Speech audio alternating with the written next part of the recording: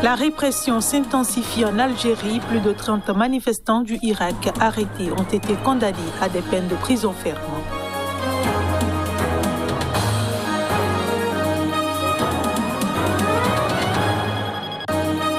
Banque et administration paralysée à Bamako, Mali. Une grève à l'appel de la principale organisation syndicale malienne a été très suivie.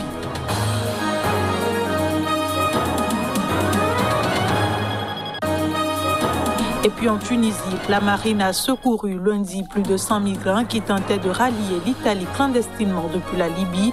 Leur bateau était sur le point de couler.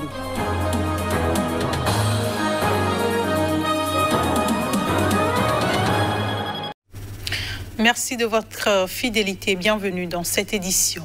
Une grève à l'appel de la principale organisation syndicale malienne a paralysé lundi les banques et les services publics à Bamako. Cette grève est observée dans un contexte social et politique qui se tend sous les autorités de transition. L'Union nationale des travailleurs du Mali, syndicat de fonctionnaires et de salariés du secteur privé, a lancé lundi un mouvement de grève de 4 jours après l'échec de négociations avec le gouvernement sur les salaires, les primes et les indemnités. L'UNTM a brandi la menace d'un mouvement illimité. À l'instant où je vous parle, la grève est largement suivie et le pays est littéralement paralysé. Donc, c'est une satisfaction morale déjà. Cette mobilisation sociale va de pair avec de nouvelles crispations politiques dans un pays en proie, depuis des années, à une tourmente multiforme et théâtre, il y a 9 mois, d'un coup d'État militaire.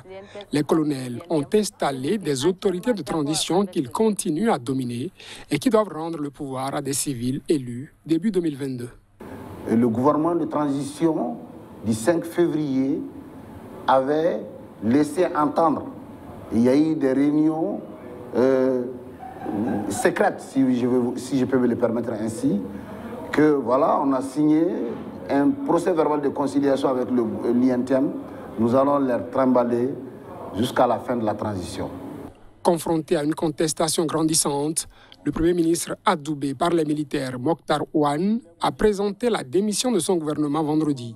Le président de transition Bandaou l'a immédiatement reconduit à son poste en le chargeant de former un gouvernement d'ouverture.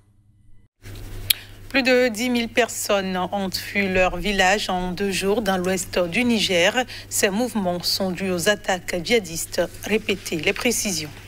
Selon les Nations Unies et les autorités locales, 11 000 personnes, soit 1 624 ménages, ont trouvé refuge entre le 14 et le 15 mai 2021 dans la ville de Tillabéri, capitale régionale dans la localité de Namari-Gougou et la commune rurale de Sarkoira, selon un rapport du Bureau de la coordination des affaires humanitaires de l'ONU, OCHA, à Niamey, transmis à l'AFP. Les déplacements se poursuivent et des déplacés se dirigent même vers Niamey, mais leur nombre n'est pas encore déterminé, s'alarme OCHA. Un responsable municipal de la zone de Lanzourou, ciblé par les exactions djihadistes, a confirmé à l'AFP que plus de 10 000 villageois ont déjà fui la zone en 2 jours et a alerté que plusieurs autres villages sont en train de se vider. Des élus locaux et des habitants avaient déjà signalé samedi à l'AFP cet exode. Selon l'agence onusienne, les habitants déplacés viennent des villages de Zibané-Koira Zeno, Zibané-Koira Tegui, Kofuno et de Gadabo, tous situés dans l'Anzourou, une zone composée de 24 villages qui fait partie de l'immense et instable région de Tillabéri, 100 000 km².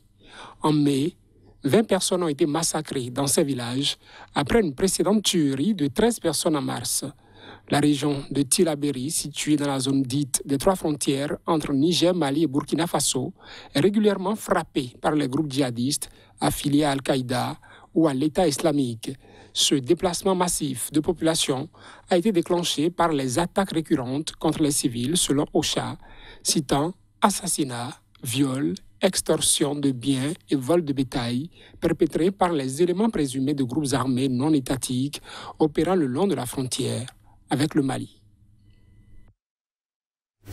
Je le disais en titre, la marine tunisienne a secouru lundi plus de 100 migrants qui tentaient de rallier l'Italie clandestinement depuis la Libye et se trouvaient en difficulté au large de l'île de Djerba, a indiqué le ministère de la Défense. La marine tunisienne a identifié un bateau sur le point de couler à environ 40 km au large des côtes du sud du pays, a précisé un ministère dans un communiqué. Il transportait notamment 46 passagers originaires du Bangladesh, 29 Soudanais, 22 Érythréens, 11 Égyptiens, âgés de 15 à 38 ans. Les passagers qui ont indiqué être partis dimanche soir du port libyen de Zouara ont été ramenés à terre à moins de 150 km de là, de l'autre côté de la frontière, au port de Zarzis.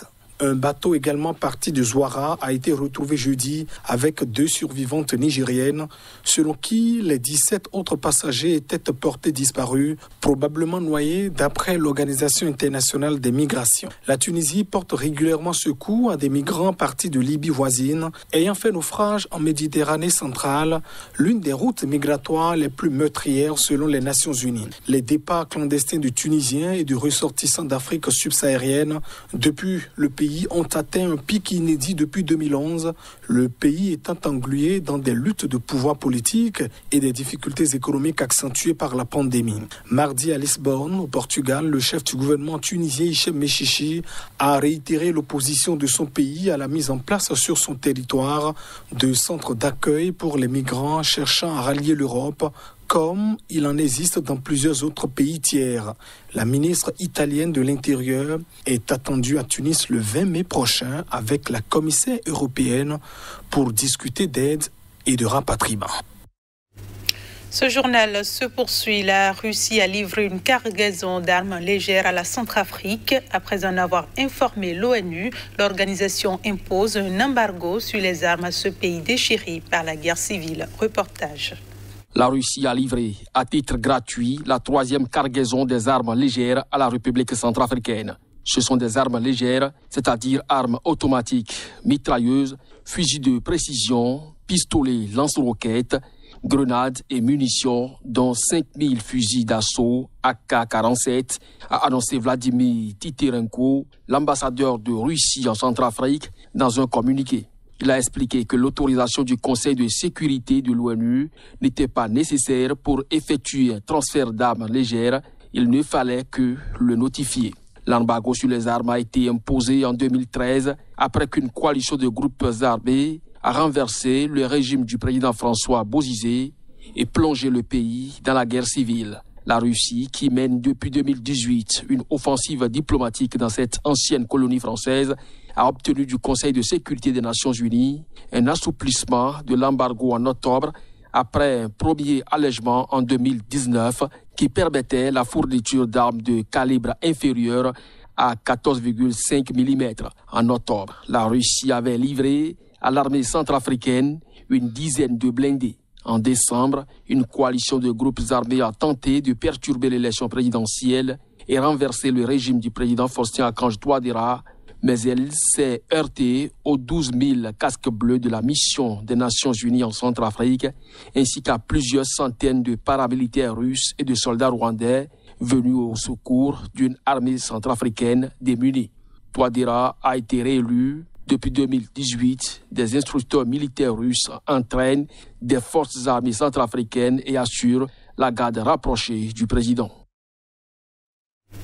Et puis, plus de 30 manifestants du Irak arrêtés en Algérie ont été condamnés à des peines de prison ferme.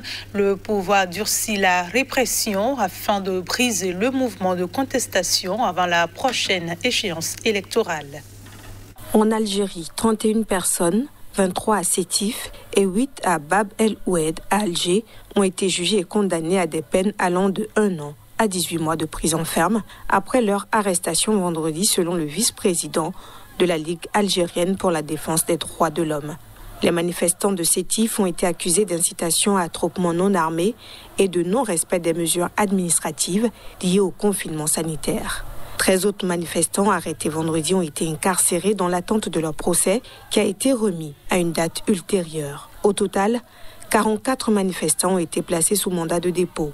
Par ailleurs, la garde à vue abusive de la journaliste Kenza Kato a été à nouveau prolongée de 24 heures, ont indiqué ses avocats. Elle a subi des violences lors de son interpellation. Dans un communiqué, le Comité pour la protection des journalistes basé à New York a exhorté les autorités à libérer immédiatement et sans condition la journaliste et à laisser les journalistes faire leur travail sans crainte d'être jetés en prison. Pour le vice-président de la Ligue algérienne pour la défense des droits de l'homme, le pouvoir a décidé d'en finir avec le Irak pacifique. Selon l'organisation, 1 millier d'interpellations ont eu lieu en Algérie, dont celle de chefs de partis d'opposition lors des manifestations de vendredi. Les personnes relâchées doivent s'engager à ne plus participer au rassemblement du Irak. À l'approche des élections législatives anticipées du 12 juin, le régime, épinglé par l'ONU et l'Union européenne sur la situation des droits de l'homme, paraît déterminé à saper le Irak, ciblant militants, opposants et journalistes indépendants. Amnesty International a appelé les autorités à abandonner les fausses accusations portées contre les défenseurs des droits humains, Kadour Chouicha, Jamila Loukil et Saïd Boudour, à la veille d'une audience judiciaire dans le nord-ouest du pays. C'est ici que se referme cette édition. Merci de nous avoir reçus.